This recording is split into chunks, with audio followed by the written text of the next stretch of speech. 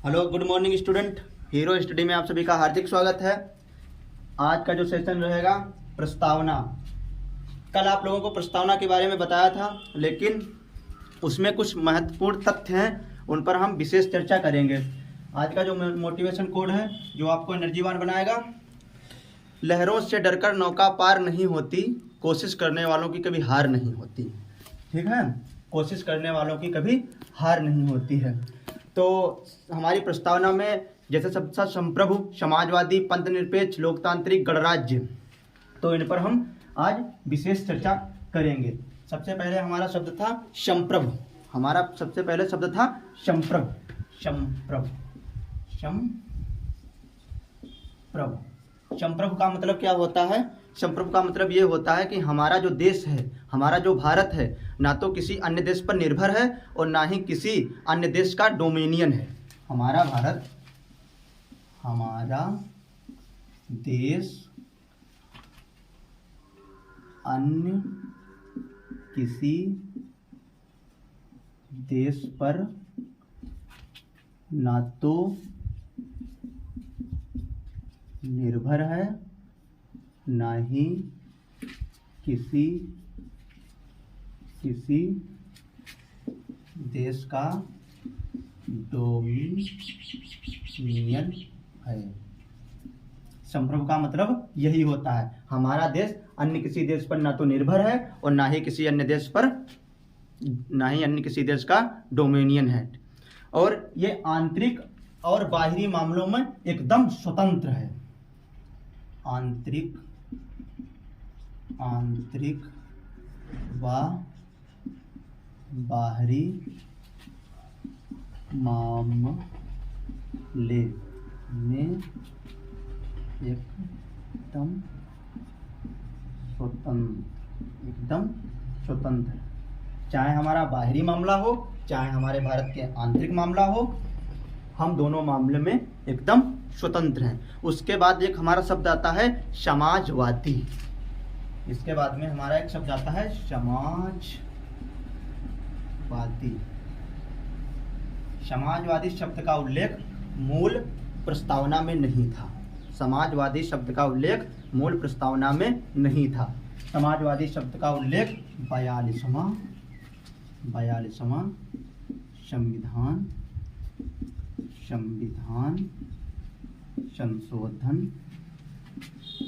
संशोधन 1976 के तहत जोड़ा गया। 42वां संविधान संशोधन 1976 के तहत जोड़ा गया। 42 अमेंडमेंट एक्ट 1976 के तहत हमारा जो समाजवादी शब्द जोड़ा गया था। समाजवादी शब्द इससे पहले डीपीएसपी, समाजवादी शब्द उससे प्रस्तावना से पहले समाजवादी शब्द डीपीएसपी में था। डीपीएसपी का मतलब होता है direct principal state policy, Bharat के नीति निर्देशक तत्व।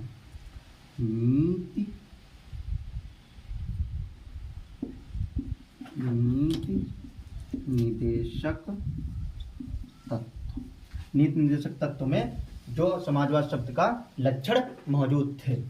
अच्छा, प्रस्तावना में हमारी केवल एक बार संशोधन हुआ है। प्रस्तावना में केवल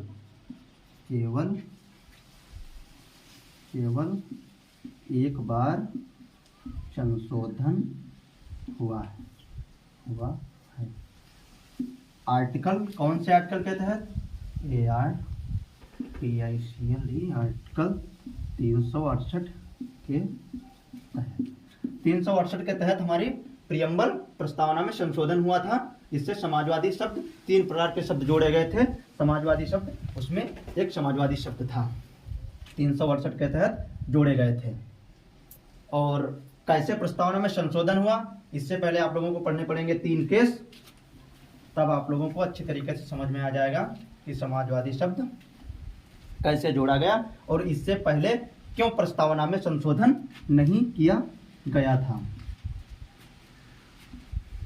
इससे पहले संविधान में संशोधन क्यों नहीं किया गया था। और समाजवादी शब्द के बाद हमारा आता है धर्मनिरपेक्ष। तीनों केस हम बता देंगे लास्ट में, आप लोगों को तीनों केसेस बता देंगे कौन कौन केस जो थे जिससे हमारी प्रस्तावना में संशोधन हुआ, उससे पहले क्यों नहीं हुआ। ठीक है, उससे पहले हम जो महत्वपूर्ण शब्द हैं उन पर हम चर्चा कर लें। धर्मनिरपेक्ष, धर्मनिरपेक्ष, धर्मनिरपेक्ष का मतलब होता है कि जो हमारा भारत है, जो हमारा भारत है, हमारे भारत का कोई धर्म नहीं है, हमारी कंट्री का कोई धर्म नहीं है, चाहे वो हिंदू हो, चाहे वो सिख हो, चाहे वो मुस्लिम हो, चाहे वो ईसाई हो। हमारे जो कंट्री है वो सभी धर्मों को समान वरीयता देती है। हमारे देश का कोई धर्म नहीं है, हम सभी धर्मों को समान वरीयता देते हैं। धर्म का उल्लेख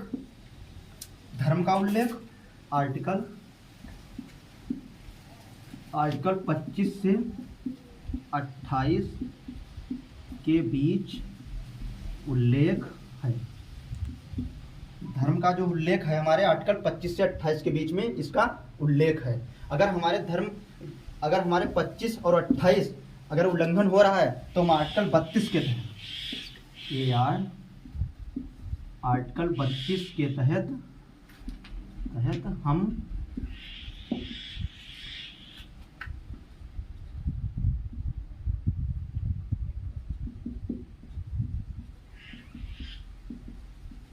अगर आर्टिकल 32 का अगर हमारे फंडामेंटल राइट के तहत आता है, आर्टिकल 25 से 28 के बीच में अगर हमारा हनन होता है तो हम आर्टिकल 32 के तहत सुप्रीम कोर्ट जा सकते हैं और आर्टिकल 226 के तहत हम हाई कोर्ट जा सकते हैं।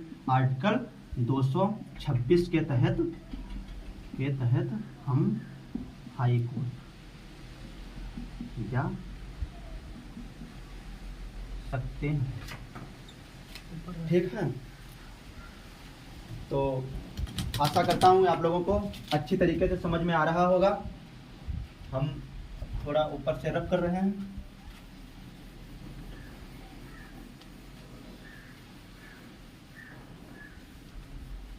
उसके बाद में जो हमारा शब्द आता है लोकतांत्रिक। लोकतांत्रिक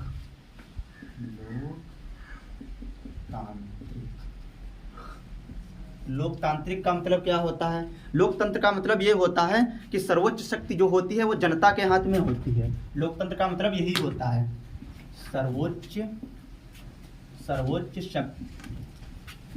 शक्ति जनता के हाथ में। सर्वोच्च शक्ति जनता के हाथ में, या जनता का शासन, या लोगों का शासन, या जनता का शासन या लोगों का शासन। अच्छा, लोकतंत्र हमारे यहाँ दो प्रकार का है। हमारे यहाँ नहीं है लेकिन लोकतंत्र दो प्रकार का होता है। एक होता है प्रत्यक्ष लोकतंत्र, एक होता है अप्रत्यक्ष लोकतंत्र। एक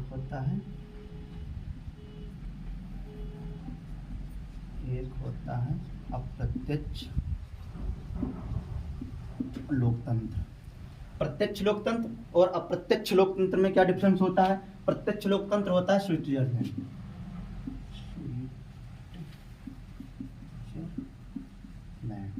और प्रत्यक्ष लोकतंत्र भारत,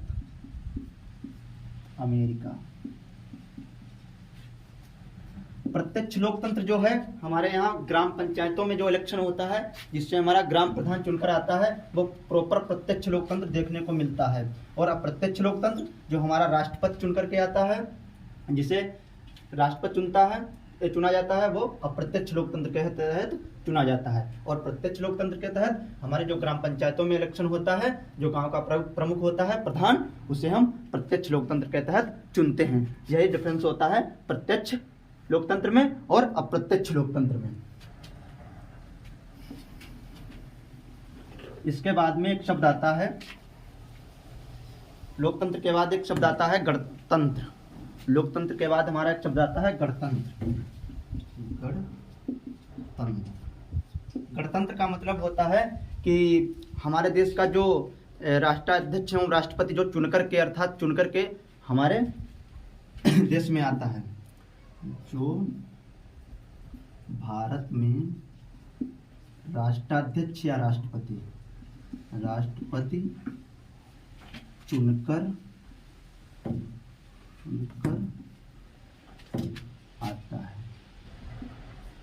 आता है। बहुत सी कंट्री में ऐसा होता है कि राजा का बेटा राजा वंशानुगत होता है, लेकिन हमारे यहाँ ऐसा कुछ भी नहीं है। गणतंत्र का मतलब यही होता है कि जो हमारा राष्ट्राध्यक्ष और राष्ट्रपति वो चुनकर के आता है, यही हमारे गणतंत्र का मतलब होता है। 5 साल के लिए इसका चुनाव होता है राष्ट्रपति का, और ये प्रत्यक्ष लोकतंत्र के तहत होता है। अप्रत्यक्ष लोकतंत्र के तहत अप्रत्यक्ष इसका चुनाव होता है। ठीक है। इसके बाद में एक हमारा शब्द आता है न्याय। न्याय जो है, न्याय हमारे यहाँ 3 प्रकार के हैं। न्याय 3 प्रकार के। ये सब शब्द जो हम बता रहे हैं, ये हमारी प्रियम्बल में उल्लेख किए गए हैं।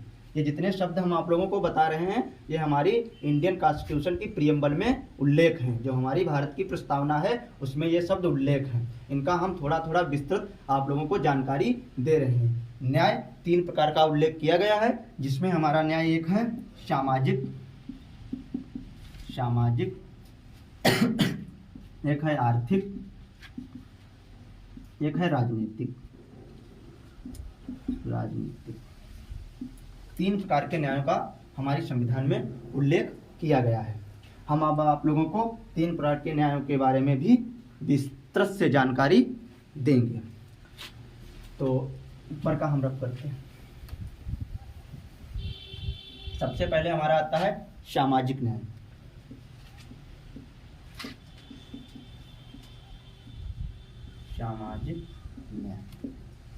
सामाजिक न्याय का मतलब होता है धर्म, जाति, लिंग,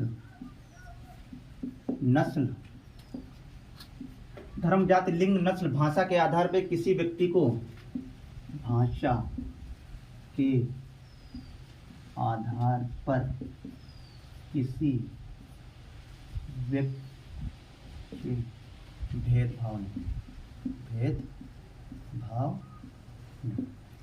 चाहे वो किसी भी जाति से बिलोंग करता हो, चाहे वो किसी लिंग का हो या किसी धर्म का हो, उससे हम किसी प्रकार का भेदभाव नहीं कर सकते हैं। ये हमारा सामाजिक न्याय का मतलब होता है। सामाजिक न्याय का मतलब यही होता है। फिर इसके बाद आता है हमारा आर्थिक न्याय। आर्थिक न्याय सीधा साधी समझ लीजिए आप कि कोई व्यक्ति अमीर हो और एक व्यक्ति गरीब हो, तो हमारी गवर्नमेंट चाहे कोई व्यक्ति अमीर हो या बिल्कुल गरीब हो, लेकिन चाहे कोई व्यक्ति अमीर हो या बिल्कुल गरीब हो, हमारा संविधान जो है वो दोनों लोगों को समान न्याय प्रदान करेगा।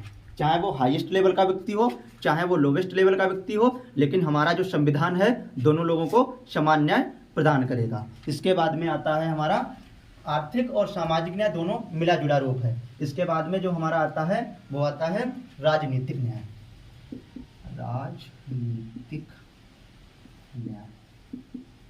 राजनीतिक न्याय का मतलब ये होता है कोई भी व्यक्ति हो सभी को समान राजनीतिक अधिकार प्राप्त हैं। सभी व्यक्तियों को समान राजनीतिक अधिकार प्राप्त है। ठीक है। राजनीतिक न्याय का मतलब ये होता है कि सभी व्यक्तियों को समान राजनीतिक अधिकार प्राप्त हैं। ठीक है।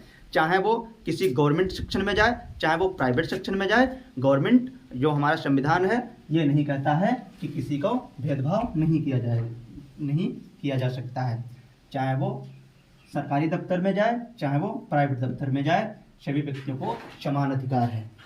इसके बाद में आता है हमारा स्वतंत्रता। स्वतंत्रता स्वतंत्रता स्वतंत्रता का मतलब क्या होता है? स्वतंत्रता का मतलब ये सीधा साधा यही होता है कि लोगों की गतिविधियों को ना रोकना, लोगों की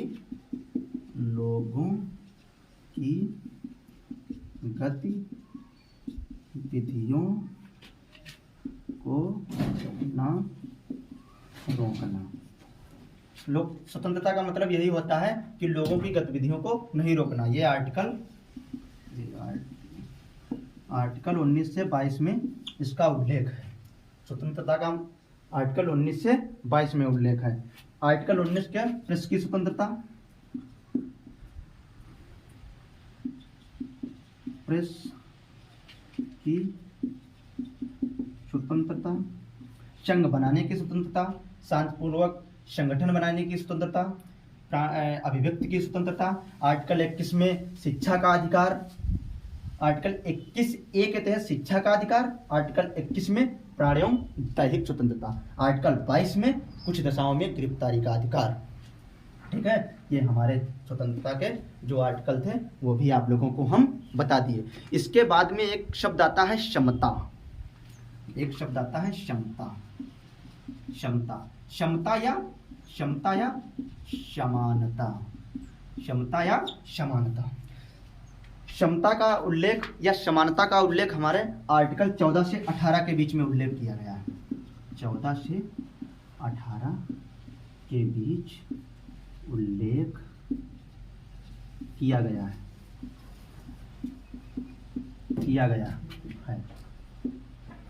ठीक है। आर्टिकल या अनुच्छेद 14 से 18 के बीच में इसका उल्लेख किया गया है। क्षमता का मतलब ये होता है कहीं भी, रेस्टोरेंट है, नदी, पोखर, तालाब, किसी भी कहीं भी व्यक्ति को जाने को समानता का अधिकार है।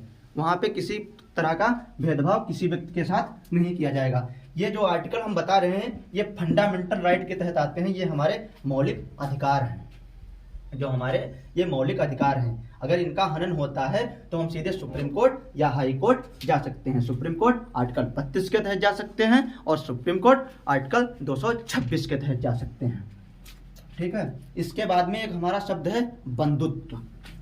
इसके बाद एक हमारा शब्द है बंधुत्व। बंधुत्व के बारे में भी आप लोगों को बता दें।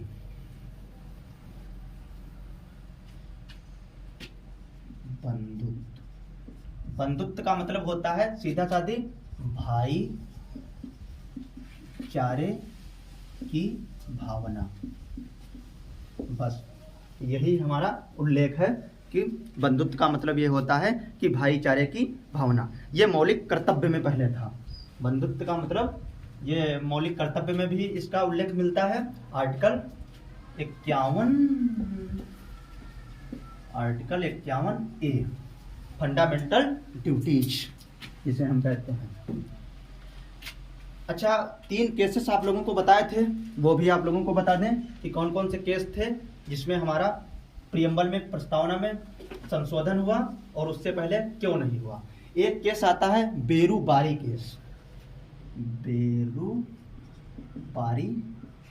केस ये 1960 में आया सुप्रीम कोर्ट के सामने। तो सुप्रीम कोर्ट ने कहा, पहले प्रियम्बल हमारी अमेरिका में थी, पहले प्रियम्बल अमेरिका में थी, उसे कॉपीराइट किया गया था। तो प्रियम्बल को अमेरिका में, प्रस्तावना को अमेरिका में भाग नहीं मानते हैं। तो हमारे यहाँ के जो सुप्रीम कोर्ट था उन्होंने भी कहा कि जो प्रस्तावना है, प्रस्तावना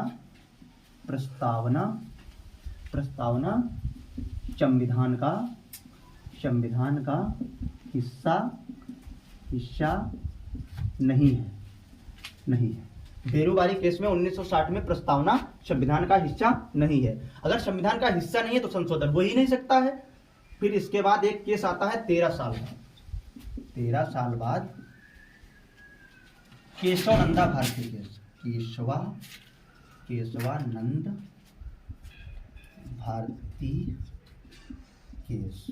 केशवानंद भारती केस। इसका पूरा नाम था केशवानंद भारतीय केस बनाम केरला राज्य। केशवानंद भारती बनाम केरला राज्य। तो ये आया था 1973 में केशवानंदा भारतीय केस आया था। तो इसमें सुप्रीम कोर्ट ने कहा कि भारत की प्रस्तावना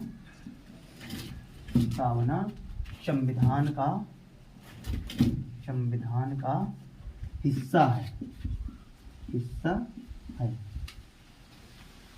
1973 में सुप्रीम कोर्ट ने फैसला में जजमेंट दिया कि प्रस्तावना संविधान का हिस्सा है। 1960 में प्रस्तावना संविधान का हिस्सा नहीं था, लेकिन केशवानंद भारती केस में 1973 में सुप्रीम कोर्ट ने कहा कि प्रस्तावना संविधान का हिस्सा है। ठीक है। एक LIC केस आता है, LIC केस, ये भी 1995 के तहत। ये इस केस में भी सुप्रीम कोर्ट ने कहा कि भारत की जो प्रस्तावना है, भारत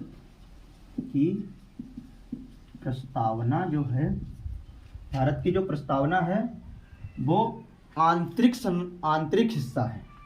आंतरिक हिस्सा है। ठीक है। अगर 1970 या 71 या 72 में पूछा जाता कि प्रस्तावना संविधान का हिस्सा है या नहीं है, तो कहते नहीं है। लेकिन अब चल रहा है 2022।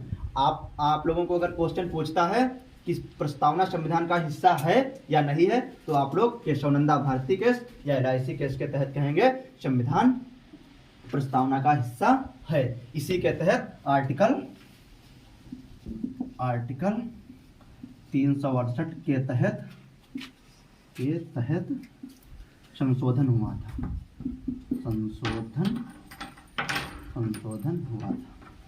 था जब इंदिरा गांधी का शासनकाल था। 42वां संविधान संशोधन 1976 के तहत केवल एक बार संशोधन प्रस्तावना में हुआ है, अभी तक दूसरा संशोधन नहीं हुआ है। आप लोगों को तीनों केसेस भी पढ़ा दिए हैं।